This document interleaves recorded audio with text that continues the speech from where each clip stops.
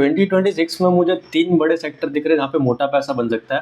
पहला सेक्टर है जो मेटल सेक्टर है। मेटल सेक्टर सिल्वर की तेज़ी के बाद में जो सॉफ्ट कमोडिटीज़ जो होती है, गोल्ड सिल्वर होता है, उसके बाद में जो तेज़ी आती है वो मेटल सेक्टर में आती है, हार्ड मेटल्स में, जैसे कि अपना आयरन हो गया, एल्यूमिनियम होगा, स्टील हो गया, ये सारे जो कॉपर है वो सारे में तेज़ी आती है। तो मुझे लगता है मेटल सेक्टर जो है बहुत अच्छे वैल्यूएशन पे भी ट्रेड कर रहा है, बैलेंस शीट भी क्लीन है, लेवरेज भी थोड़ा सा कम है, तो 2026 में मेटल सेक्टर बहुत बड़ा हो सकता है।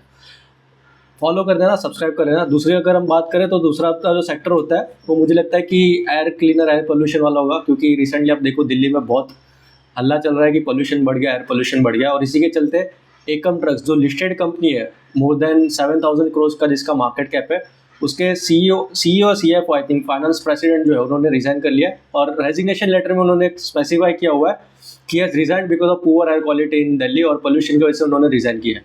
और तीसरा जो सेक्टर है मुझे लगता है कि सबसे बड़ा हिट होगा वो होगा कि शिप बिल्डिंग सेक्टर। तो गवर्नमेंट ने कल ही 42,000 करोड़ का इंसेंटिव अनाउंस किया है for all the ship makers, और प्रोडक्शन लिंक्ड इंसेंटिव है वो। तो मुझे लगता है कि शिप बिल्डिंग कंपनीज जो है, जैसे कि for sake of example, not a recommendation, coaching shipyard, Mazagon and shipping corporation of India, ये सब जो नाम है, हो सकता है कि ये सारे जो स्टॉक्स है उसमें रह लिया है। Again not a recommendation, do your own research and take your own call.